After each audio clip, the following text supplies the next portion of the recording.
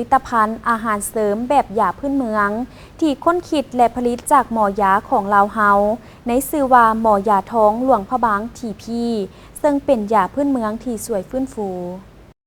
นับว่าเป็นการเติบใหญ่ขยายตัวและได้รับการส่งเสริมเฮ็ดให้ผลิตภัณฑ์ยาพื้นเมืองของลาวได้รับการพัฒนาดีขึ้นและสามารถผลิตรับใช้ประชาชนได้อย่างกว้างขวางในปัจจุบันคือดังผลิตภัณฑ์ยาพื้นเมืองจากหมอยาท้องหลวงพระบางซึ่งหมอยาท่านหนึ่งที่ให้ความใส่ใจในการคิดค้นและผลิตยาพื้นเมืองเพื่อนำมาจำหน่ายออกสู่สังคมในหลายชนิดซึ่งทานท้องบุญนภาเจ้าของผลิตภัณฑ์ได้ให้สัมภาษณ์ต่อสื่อมวลชนว่าปัจจุบันแมนได้มีการนำเสนอผลิตภัณฑ์ใหม่คือยาพื้นเมืองทีพีของหมอท้องยาพื้นเมืองลาวหลวงพระบางซึ่งเป็นยาพื้นเมืองชนิดใหม่ที่มีสรรพคุณหลายอย่างเป็นต้นแมนช่วยฟื้นฟูบำรุงร่างกายและช่วยล้างไขมันหุ่มตับไขมันหุ่มหัวใจและต่างทรง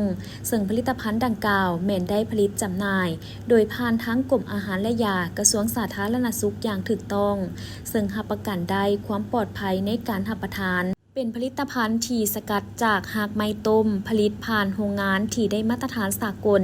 เป็นแบบแคปซูลสะดวกสบายในการรับประทานและพกพาก็รู้สึกดีใจข้าพเจ้าก็ได้เปิดตัวอย่างเป็นทางการสินค้าของข้าพเจ้าเป็นสมุนไพรอาหารเสริมเพื่อสุขภาพจะเป็นสินค้าทีพีหม้อทองเป็นสินค้าที่ว่าเกี่ยวกับอาหารเสริมเพื่อสุขภาพจะเกี่ยวกับไขมันคนที่ว่าเป็นไขมันความดันตั้งทรงจังซี่เนาะตัวนี้จะเป็นสินค้าที่ได้มาตรฐานมีคุณภาพสูงแล้วก็ได้รับการเรียกว่ารองรับมาตรฐานเนาะมีอยสินะข้าพเจ้าก็รู้สึกดีใจที่สุดว่าบ่ฮู้ว่ามันสิมาอยู่จุดนี้ทางสินค้าของข้าพเจ้าก็มีหลายอย่างอย่างเช่นก็มีแบบต้มเนาะแบบต้มได้แบบเป็นกล่องเลยเป็นแบบแคปซูลตัวแคปซูลตัวนี้ก็ผลิตออกมาใหม่เป็นน้องใหม่ฝากเนื้อฝากตัวกับบรรดาพี่น้องทั่วประเทศลาวเฮานี้ข้าพเจ้าก็แนะนำที่ว่าเป็นลูกหลานของหม้อยาพื้นเมืองที่ว่าสืบทอดมาหลายปีแต่ว่ามื้อนี้ก็ถือโอกาสดีเนาะได้เปิดตัวสินค้าที่จริงแล้วก็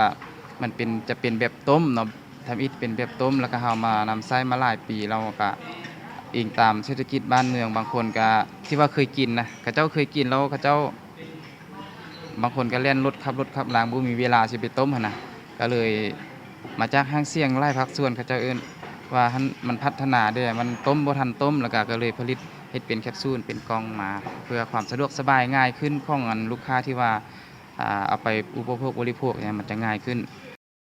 สำหรับผลิตภัณฑ์ทีพีหมอท้องยาพื้นเมืองลาวหลวงพระบางแมนเป็นผลิตภัณฑ์ใหม่ที่ผลิตอยู่โรงงานของบริษัท The Power of Life ขาเข้าขาออกจำกัดผู้เดียว